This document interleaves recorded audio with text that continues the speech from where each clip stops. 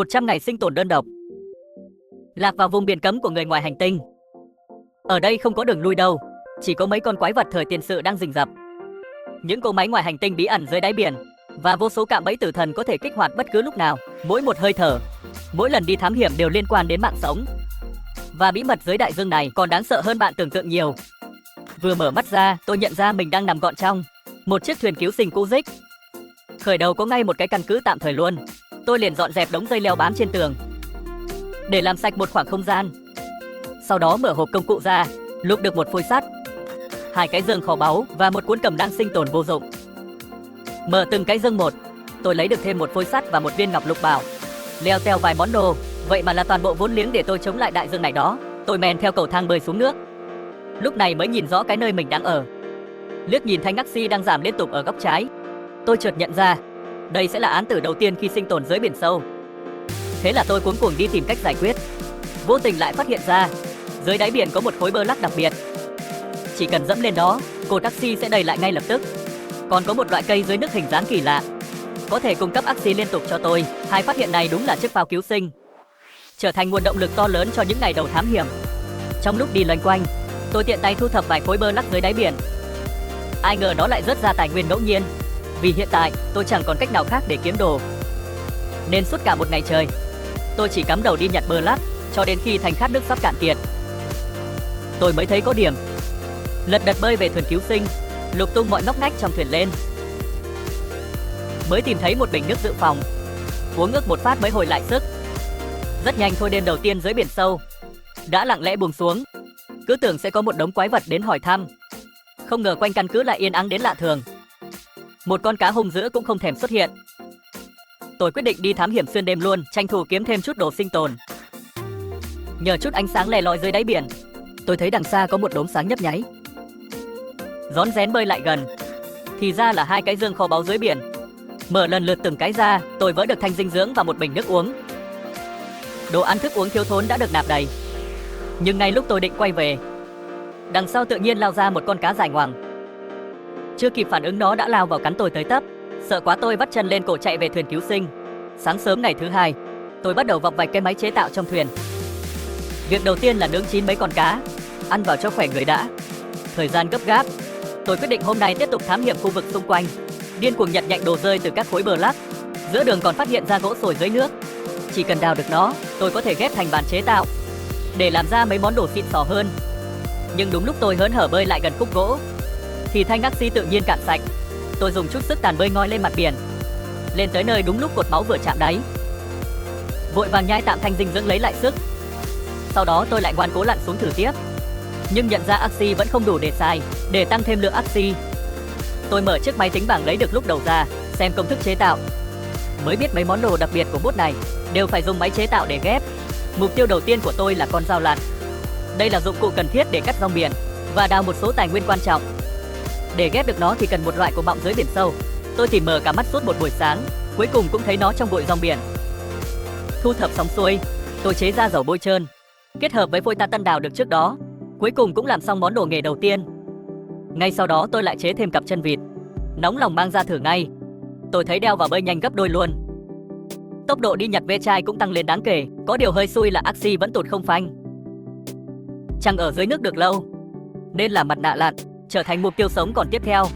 Ngày thứ 3 tôi cầm con dao lặn mới làm, đi cắt mấy bụi rong biển lạ lạ hôm trước. Lúc này mới biết đây là rong biển dạng dài, không chỉ dùng làm nguyên liệu mà còn để cho cá ăn nữa. Đúng chuẩn tài nguyên xịn luôn. Trong lúc đi thám hiểm, tôi phát hiện một công trình dưới nước khá bự. Xung quanh có nguyên một bầy cá nhỏ. Tôi tranh thủ chém vài con làm đồ ăn dự trữ. Vốn định lượn lờ khám phá một vòng, nhưng tôi bơi nát cái trạm không gian này rồi mà vẫn không tìm thấy cái cửa nào. Tôi đoán là chắc phải có thẻ từ chuyên dụng mới mở được. Sau khi rời đi, tôi trèo lên một tảng băng nhỏ ở vùng nước cạn. Thấy một bầy chim cánh cụt đang phơi nắng ở đây. Mấy bé này dạn người cực kỳ luôn. Tôi tiện tay bế luôn một bé về thuyền cứu sinh. Cái con lùn lùn này cũng trở thành người bạn đầu tiên của tôi dưới đáy biển. Nướng một con cá ăn cho lại sức. Tôi sắp xếp lại đồ đạc một chút. Vậy là kết thúc ngày thứ 3 khá yên bình. Ngày thứ 4 chắc chắn là ngày tôi bội thu nhất. Tôi dùng dao lặn cắt được giống tàu biển mới, bỏ vào máy chế tạo, lại ghép ra được lưới sợi, rồi kết hợp với bộ dụng cụ cơ bản, tôi làm ra luôn cái mặt nạ lặn. Mặc dù cái mặt nạ này trông hơi xấu xí, nhưng bù lại là món đồ cứu mạng dưới biển sâu. Nhưng đội lên đầu tôi mới thấy, lượng oxy chả tăng thêm miếng nào, vẫn tụt dốc không phanh. Lật menu trên máy tính bảng ra mới vỡ lẽ. Mặt nạ chỉ là đồ cơ bản thôi, phải đeo thêm bình oxy nữa mới có tác dụng. Công thức làm bình oxy cũng không khó lắm, chỉ cần phôi tartan với lưới sợi là làm được. May mà tôi đang có sẵn mấy món này. Chế tạo xong xuôi, tôi vội vàng lắp nó vào người. Lần này thì đúng như dự đoán, tốc độ tụt oxy đã chậm đi rất nhiều. Nhờ có lượng oxy dồi dào, tôi cuối cùng cũng đào được cục gỗ sồi hàng bóng ước, chế ra cái bản chế tạo và phát hiện ra một sự thật động trời. Đó là bản chế tạo chỉ đặt được dưới nước. Tôi nhận ra đã đến lúc phải xây một cái căn cứ dưới nước cho riêng mình rồi. Nói là làm liền. Tôi bế con chim cánh cụt và dọn hết đồ đạc, bắt đầu đi tìm một khu đất phong thủy để xây nhà. Cuối cùng chấm được một chỗ có nhiều cá, địa hình lại còn bằng phẳng nữa. Căn cứ dưới nước đầu tiên của tôi chính thức khởi công. Khuét vách núi, mở rộng không gian. 3 ngày trời trôi qua cái vèo, căn cứ dưới nước cũng đã ra hình ra dáng. Nhưng vì mốt này không có cửa dưới nước, nên tôi đành dùng hàng rào làm cổng vào. Bước vào căn cứ, đầu tiên là sân chơi của con chim cánh cụt, tiếp đến là khu vườn dưới nước của tôi. Tiếc là tôi vẫn chưa tìm được hạt giống. Còn đây là chỗ đặt máy chế tạo và bàn chế tạo của nhà kho. Sau này tôi còn định ốp lên tường một tấm kính cường lực khổng lồ để vừa sinh tồn vừa ngắm cảnh chin chin dưới biển, nhưng chắc phải để sau hẵng tính. Tôi lượn lờ quanh căn cứ, vô tình phát hiện một cái hẻm núi lặn sâu xuống vách đá, thấy một cái hầm do người tạo ra. Bơi vào trong thấy vách đá nhẵn bóng, khối bơ lắc đặc biệt trong này thì đào không nổi. Tôi mang một bụng tò mò bơi sâu vào trong. Ở cuối hầm tôi lượm được một cái thẻ từ. Nhìn tấm thẻ này, tôi chợt nhận ra vùng biển sâu này không chỉ có cá tôm tôm tép đơn giản thế đâu. Chắc chắn còn có những thế lực bí ẩn khác đang núp lùm. Bí mật của đại dương rồi sẽ từ từ lộ diện thôi. Ngày thứ 8, tôi rốt cuộc cũng giải quyết xong bài toán khó về nước uống. Tôi phát hiện dưới biển sâu có một loại bong bóng đặc biệt. Mấy con cá khi bơi sẽ nhả ra bong bóng này. Chỉ cần bắt loại cá này bỏ vào máy chế tạo để tinh chế là làm ra được nước uống luôn. Phen này tôi không còn phải lo chết khát nữa rồi. Ngày thứ 9 tôi bơi về phía biển sâu để thám hiểm. Lúc bơi ngang qua một khu rừng tảo biển, tôi tìm thấy một cái dương kho báu có khóa. Loại dương này khác bọt với dương bình thường nha. Bấm vào là nó hiện ra một mini game giải đố, phải dùng tâm ngắm bắn trúng hết các mục tiêu thì mới mở khóa được dương. Tốn một mớ thời gian để giải mã, tôi lấy được vài khúc xương cùng hạt giống và vài tài nguyên nông nghiệp hiếm. Mấy món này cực kỳ quan trọng để sau này làm trang trại đó. Sau đó tôi lại thấy thêm một cái dương nữa, nhưng xui cái là oxy có hạn, mà quá trình mở dương thì lại tốn thời gian quá. Lơ là tí là cạn oxy ngòm cù tỏi ngay. Tính ra cả một ngày trời tôi chỉ mở thành công được có 2 cái. Ngày thứ 10 tôi tiếp tục đi dạo quanh khu rừng tảo biển, lụm được một cục pin từ trong dương. Chính cục pin này đã mở khóa luôn công thức mới trong máy tính bảng. Giờ thì tha hồ chế tạo công cụ và trang bị VIP rồi. Giữa đường tôi còn nhặt được một cái đèn pha, tôi tiện tay đào mang về luôn, đặt trình hình ngay trước cửa căn cứ.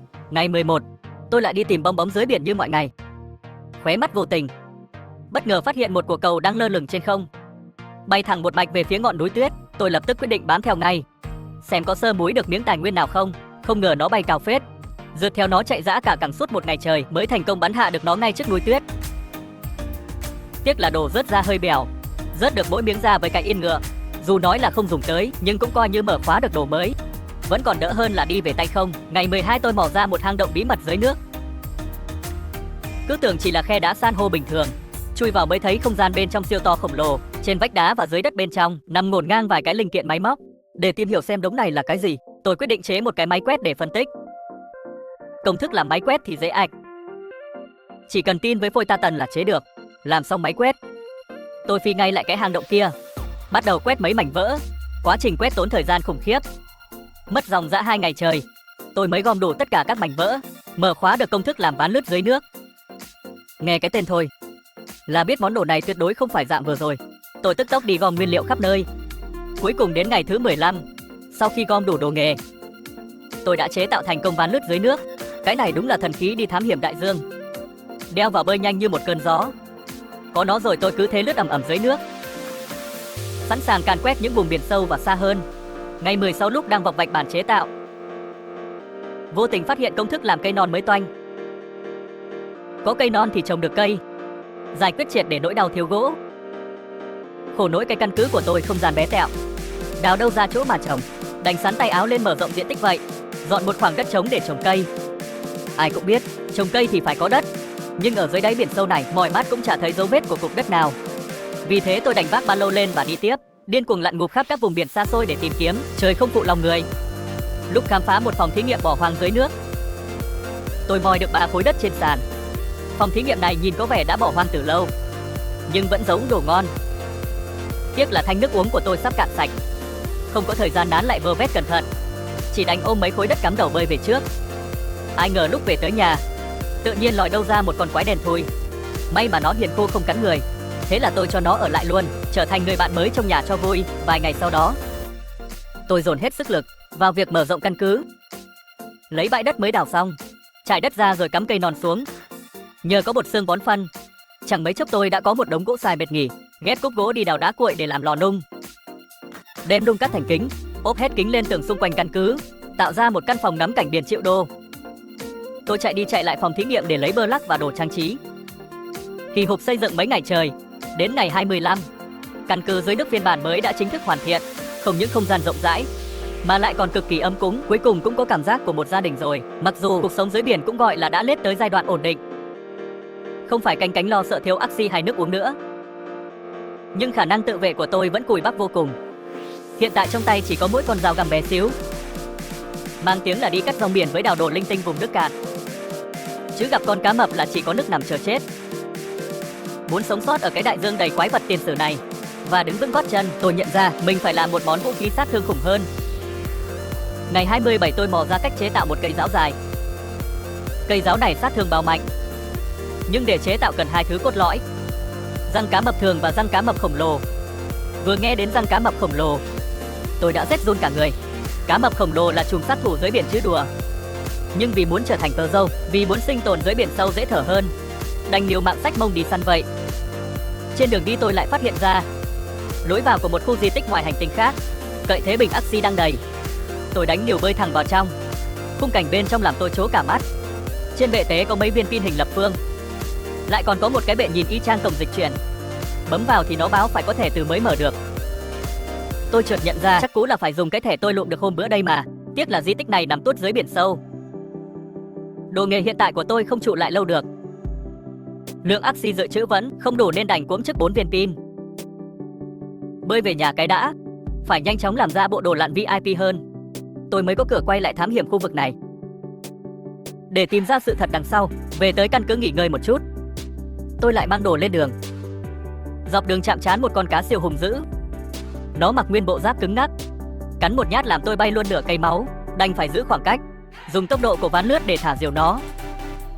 Vất vả lắm mới tiễn nó về chầu ông bà, không ngờ nó lại rớt ra nguyên liệu chế cây giáo, làm tôi mừng như bắt được vàng. Mà niềm vui chưa được bao lâu, một con cá mập chả bá lửa đột nhiên lao ra từ bóng tối dưới đáy biển. Không trượt đi đâu được, chính là trùm sát thủ cá mập khổng lồ, cái thân hình khổng lồ, hàm răng sắc lẹm tỏa ra áp lực chết chóc. Giờ mà khô máu với nó là đăng xuất ngay, nên đành quay xe bỏ chạy. Đang trên đường về, mặt biển đột nhiên gợn sóng kỳ lạ. Ngay giây sau đó, một con quái vật biển khổng lồ ngoi lên, làm tôi sợ tái cả mặt. Cắm đầu cắm cổ vít ga ván lướt mới giữ được cái mạng. Sau khi thoát chết trong tấc tấc, tôi tới một vùng biển xa lạ và tìm thấy một phòng thí nghiệm bỏ hoang. Khu này quy mô hoành tráng phết. Sau khi tìm được lối vào, tôi bơi ngay vào để vơ vét đồ đạc. Thời gian thấm thoát trôi qua ngày 31, tôi vẫn đam mê lượn lờ đi săn cá mập. Sau khi tiến vài con lên bảng đếm số, cuối cùng cũng nhổ được cái răng cá mập đầu tiên. Chặng đường làm cây giáo lại gần thêm một chút. Trong khoảng thời gian này, tôi cũng gom đủ nguyên liệu, chế tạo thành công chiếc bình oxy bản tơ dâu. Dùng tích oxy từ 30 giây bèo bọt nâng cấp hẳn lên 225 giây, tăng gấp 7 lần luôn. Điều này có nghĩa là từ nay đi lặn không còn nỗi lo ngộp thở nữa. Phạm vi thám hiểm cũng được mở rộng đáng kể. Mang theo sự tự tin này, sáng sớm tinh mơ tôi đã vác theo thẻ từ với mấy viên pin lập phương, phi thẳng tới cái chỗ khu vực biển sâu bí ẩn hôm bữa. Khoảnh khắc tôi đút cái thẻ từ vào khe cắm, một lối đi bí mật bám đầy bụi thời gian từ từ mở ra. Cảnh tượng bên trong lại một lần nữa thổi bay não bộ của tôi. Bên trong lại là một không gian khép kín hoàn toàn, không cần bình oxy mà vẫn hít thở phà phà. Xung quanh sừng sững mấy cỗ máy ngoài hành tinh khổng lồ, cùng với vô số viên pin lập phương. Tôi tiện tay nhét thử viên pin vào khe cắm tương ứng. Một luồng sáng màu cam chói lóa đột nhiên bừng lên. Ngay sau đó một cơ quan bí mật đã được kích hoạt, khung chát này lên một dãy tọa độ bí ẩn. Ngay lúc tôi định xách mông quay về, một tên lính ngoài hành tinh cầm khiên tự nhiên nhảy sổ ra. Hên là lực chiến của nó bèo nhèo, tôi vung tay nhẹ cái là tiễn nó đi luôn. Có điều khu vực này bên trong đường xá chằng chịt, Cấu trúc thì rối rắm như tơ vò, rõ ràng là còn cả đống chỗ chưa được mở khóa. Tiếc là trong tay tôi hết sạch thẻ từ rồi. Đành ngậm ngùi cất bước quay đi. Ngày thứ 36 tôi mang theo ba lô đầy ắp đồ lết về căn cứ. Chính thức bắt tay vào việc đại tu tổ ấm. Lát lại cái sàn nhà bằng gỗ cho nó ấm cúng. Xong quy hoạch luôn một cái trang trại mini dưới nước, quyết tâm đi theo con đường nông nghiệp, quẳng gánh lo đi câu cá kiếm ăn qua ngày. Khổ nỗi lượng đất trong tay thì eo hẹp quá. Trong khoảng thời gian này, tôi vẫn đam mê vác dao đi chém cá mập. Hiện tại đã tích góp được 2 cái răng cá mập rồi. Giờ chỉ thiếu đúng một cái răng cá mập khổng lồ nữa thôi là tôi có thể chế ra cây giáo trong truyền thuyết. Nhưng mà đi săn cá mập khổng lồ thì khó ngang lên trời, bết bát quá. Tôi lại mò tới cái phòng thí nghiệm đang khám phá dở hôm trước. Hy vọng nhân phẩm sẽ bùng nổ. Nhưng mà ông bà xui quá xui, lục tung liên tục mấy cái dương, vẫn chả thấy bóng dáng răng cá mập khổng lồ đâu. Leo teo được vài món vũ khí củi bắp, xô nham thạch với tí đất. Lúc lết về tới nhà, tôi dùng nham thạch với nước, chế luôn một cái máy phăm đá cơ bản, vừa cắm máy lấy tài nguyên, vừa nặn óc nghĩ cách sâu lâu với cá mập khổng lồ. Tình hình này chỉ có nước tới đâu hay tới đó thôi. Vài ngày sau đó, tôi lấy đá cuội từ máy phăm đi nung thành gạch đá, bắt đầu đập đi xây lại căn cứ lần thứ 2. Xây nhà dưới nước chua hơn tôi tưởng nhiều. Không những phải canh chừng bình ắc xi cạn, mà còn phải phòng cảnh nước biển tràn và ngập lụt. Chảy bi chắc vậy mới xây xong cái phòng thứ 2. Tôi dành riêng phòng này để làm vườn ươm cây non, giải quyết triệt để nỗi đau thiếu gỗ. Dọn dẹp xong xuôi, tôi dò theo tọa độ bí ẩn lấy được từ khung người ngoài hành tinh, khởi động một chuyến đi bão táp mới, bơi thẳng một mạch xuống nơi đáy biển sâu thẳm. Đang đi còn trớn, lại đi lạc vào khu vực biển sâu lạnh giá. Nước biển ở đây lạnh thấu xương, vừa lỗ mặt tới là thành trạng thái báo động đỏ vì lạnh. Ở lâu là máu tuột không phanh luôn. Tôi ngộ ra ngay lập tức, muốn lượn lờ ở cái chốn này, bắt buộc phải có bộ đồ giữ ấm xịn sò. Nhưng chạy về nhà mở công thức ra xem, thì chả thấy cách làm đồ giữ ấm đâu cả. Cùng đường rồi, tôi đành chọn cách cùi bắp hơn, chế cái bình giữ nhiệt trước vậy, dựa vào 3 phút biến nhiễm cái lạnh do bình giữ nhiệt mang lại. Tôi liều mạng bơi lại vào cái khu vực lạnh lẽo đó. Trời không phụ người có lòng, cuối cùng tôi cũng mò ra cái chỗ tọa độ chỉ định. Nhìn thấy bên trong tảng băng đã bị thiết kế lại hoàn toàn. Trong này cũng là một khoảng không gian cách ly nước. Ở đây không chỉ hốt được cả mỡ pin lập phương, mà còn tìm thấy một cỗ máy ngoài hành tinh VIP, phải có thẻ từ màu trắng mới mở khóa được. Mà tôi thì móc đâu ra cái đồ mở khóa đó bây giờ. Lại đành xách mông đi về trong sự tuyệt vọng. Ai mà có rẻ lúc bơi về, tôi lại phát hiện ngay cạnh bãi đá ngầm có một cái máy ngoài hành tinh mini. Lấy pin lập phương ra mở khóa, bên trong lại giấu một cái thẻ từ màu đỏ. Nhưng xui cái là thẻ bị nát bét rồi, chả nhặt lên được.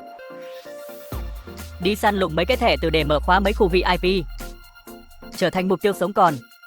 Trong chuỗi ngày sinh tồn của tôi, ngày thứ 61, tôi quyết định ưu tiên chế vũ khí phòng thân trước, để chuẩn bị khô máu với cá mập khổng lồ và bọn ngoài hành tinh. Tôi đục một cái lỗ chà bá trên tường căn cứ, gắn cái bánh xe nước nhặt được ở phòng thí nghiệm hôm bữa vào, mượn lực dòng chảy dưới biển để bánh xe quay đều, bỏ đá nhặt được vào đó để nghiền nát. Sẽ có 10% nhân phẩm rớt ra đinh sắt, mà đinh sắt lại là nguyên liệu chủ chốt để làm khiên. Nhờ có cái máy nghiền bằng chạy bằng cơm này, tôi cày cuốc từ từ cũng gom đủ đồ hiếm. Tranh thủ lúc máy đang chạy, tôi lại vác xác ra ngoài thám hiểm. Nhưng xui quẩy chả vớt vát được gì. Chờ tới lúc lết về nhà, thì bánh xe nước đã xây ra được một đống đồ. Tôi chắt lọc hạt sắt ra để nung thành phôi sắt, chế tạo thành công chiếc khiên xịn sò. Có đồ thủ xịn là chỉ số phòng ngự tăng vọt, sự tự tin trào dâng. Lập tức xách giáo đi tìm con cá mập khổng lồ tính sổ. Nhưng lúc tới cái chỗ hôm trước gặp nó, thì chả thấy cái nịt nào cả. Đành bẻ lái sang khu vực biển sâu mới, bơi tít vào trong. Tôi lọt ngay vào một hệ sinh thái biển sâu mới toanh. Màu nước biển ở đây nhìn sai so với mấy chỗ khác. Lại còn có cả đống cá hình thù kỳ dị chưa thấy bao giờ. Hên là bọn này hiền khô chả cắn ai. Lượn lờ trong cái khu này, tôi lại phát hiện thêm một cái nhà của người ngoài hành tinh, nhưng mới móc nát bét, vẫn không thấy cái bóng dáng thẻ từ nào. Đen thôi rồi luôn. Lại cắn răng quay xe đi về. Ngày thứ 66, tôi vẫn chưa bỏ cuộc, mò lại cái hang động nhặt được ván lướt dưới nước hồi trước. Mong mỏi tìm được chút manh mối nào đó. Ông trời cũng thương người nghèo. Tuốt sâu trong hang động, lại có một căn phòng ngoài hành tinh mới toanh. Máy móc trong này xịn sò hơn mấy cái trước nhiều. Giấu trong góc phòng là một cái máy tính bảng màu xanh lá. Nhặt được đồ ngon mừng rơi nước mắt, tôi lập tức xách cái máy tính bảng đó, chạy tới cái cô máy tương ứng. Cứ tưởng kỳ này vỡ được bí mật kinh thiên động địa gì đó. Ai ngờ bước vào mới tá hỏa, trong đó chứa toàn là pin lập phương. Chả có cái thông tin gì xài được. Đi thám hiểm miệt mài mà tay trắng, làm tôi đành gác lại vụ điều tra người ngoài hành tinh, dồn toàn lực vào việc làm nông dân ở nhà. Tình cờ thế nào, tôi lại ngộ ra một bắc phăng tài nguyên nhân đôi cực ảo. Bỏ đá cuội vào máy nghiền, xay ra được sỏi, rồi lấy sỏi trộn với đất, sẽ làm ra được đất đá. Lấy cuốc một phát, đất đá lại biến thành đất thường, mà số lượng lại được x2 lên. 2 cục đất mà nở ra thành 8 cục luôn. Lợi dụng cái bắc này, tôi nhanh chóng xây được cái trang trại dưới nước siêu bự. Cơm no áo ấm không phải nghĩ. Tạm biệt những chuỗi ngày sách cần đi câu cá dạo. Cùng lúc đó, máy tính bảng cũng nổ công thức mới, thảm cỏ. Muốn trồng được thảm cỏ, phải có máy định lượng với ống đồng các kiểu. Tôi đập đồng phôi ra làm ống đồng, chạy xuống biển cắt một nồi rong biển chuẩn zin, phơi khô rong biển rồi ghép thành máy định lượng. Lắp thêm cái máy bơm khó được từ phòng thí nghiệm. Từng bước lắp ráp thành hệ thống cấp nước ngầm vào xịn. Và rồi đến ngày 77, tôi đã trồng cỏ thành công. Thảm cỏ xanh gì trải dài trong cái căn cứ lạnh lẽo, cuối cùng cũng kéo lại được miếng sức sống, nhìn đỡ ngán hơn cái mớ sắt thép với kính lạnh ngắt, làm cho cái tổ ấm nhỏ bé dưới đáy biển sâu này thêm được một chút hơi ấm. Ngày qua tháng lại, máy tính bảng cuối cùng cũng nhả ra công thức VIP nhất. Đích thị là trang bị phá đảo của chế độ sinh tồn biển sâu. Tôi xem công thức yêu cầu gì là xách dép đi cày cuốc phôi tạt ân với mấy cục kim cao cấp, dầu nhất toàn đồ siêu hiếm. Cày hộp bơ mấy ngày trời, cuối cùng cũng gom đủ đồ nghề, nhét công thức vào máy chế tạo. Ngồi chờ nó rèn đập mỏi cả cổ. Cuối cùng tôi đã tự tay để ra được chiếc tàu ngầm của riêng mình. Từ nay xây bà với nỗi lo tụt axi, thoát luôn cái mác đi bộ qua địa hình hiểm trở. Đích thực là trùng cuối lướt sóng dưới đáy đại dương. Để chuẩn bị cho chuyến đi phượt xa, tôi chạy đi đập mấy con cá bong bóng để làm nước uống, đi gặt lúa mạch làm bánh mì, nhét đầy một bụng đồ sinh tồn. Đồ đoàn xong xuôi đâu vào đấy, tôi lái con tàu ngầm xuất phát. Mục tiêu duy nhất bây giờ chính là đi săn thẻ tử và giải mã tận gốc cái bí ẩn của người ngoài hành tinh. Có tàu ngầm đi thám hiểm tốc độ S2 luôn, lượn lờ dưới biển như chỗ không người, không gán mấy cái dòng hải lưu hay dăm ba con quái tép dưu già trêu gán nữa. Đi nửa đường tôi cập bến một hòn đảo bí ẩn. Đang đứng ngáo ngơ thì tự nhiên mưa thiên thạch ập tới, cả ngàn cục đá trên trời rớt xuống, khung cảnh đúng kiểu ảo ma Canada lúc đang cắm đầu né gạch. Mắt tôi lại lấp ló thấy một khu di tích ngoài hành tinh.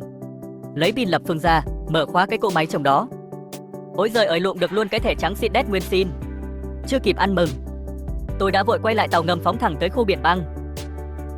Chui lại vào cái tảng băng bị biến tấu hôm trước, thẻ trắng đút vào khe một phát. Khu VIP bên trong tảng băng từ từ hé cửa. Ngay tại đây tôi thấy một con quái vật máy móc vẫn còn sống nhăn răng. May mà nó không bị cuồng sát. Tôi tranh thủ hốt trọn ổ luôn. Hên sao vớ được cái thẻ từ màu đỏ hàng ốt. Đường đến trùng cuối lại ngắn thêm một khúc.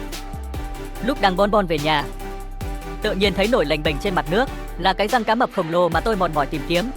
Mừng rớt nước mắt tôi nhấn ga phi thẳng về, ghép ngay cây giáo bá đạo. Lực chiến tụt quần bỗng chốc mắc ping, rốt cuộc thì cũng đủ tuổi để khô máu với mấy con trùm sò dưới biển. Ngày 91 tôi lái con tàu ngầm, mập phun xiết đồ thần thánh, mang theo cả rổ thẻ từ, nhắm thẳng hướng tọa độ cuối cùng mà phi. Lướt qua cái cổng dịch chuyển, phải mở bằng thẻ đỏ, tôi lọt thỏm vào một khu vực biển pha lê tuyệt đẹp. Hệ sinh thái này, nước biển trong vắt nhìn thấu đáy, dưới đất lót toàn khối pha lê lấp lánh và ẩn náu tận cùng dưới đáy đại dương. Đích thị là con trùng cuối của biển sâu. Ốc anh vũ khổng lồ, nó bự hơn sức tưởng tượng của tôi gấp n lần. Cái vỏ ngoài cứng như kim cương, kèm theo cả đùi xúc tu mập ú. Tôi nắm chặt cây giáo lấy hết can đảm lao lên. Nhưng dù có khô máu tơi bến thì vẫn bị nó vả cho một phát đằng xuất luôn. Nhưng dẫu cho có ngã sấp mặt thì tôi cũng đã thành công đặt chân tới được cái chốn bí ẩn nhất của đại dương này rồi. Manh mối cuối cùng do một nền văn minh ngoại hành tinh để lại đã được giải mã.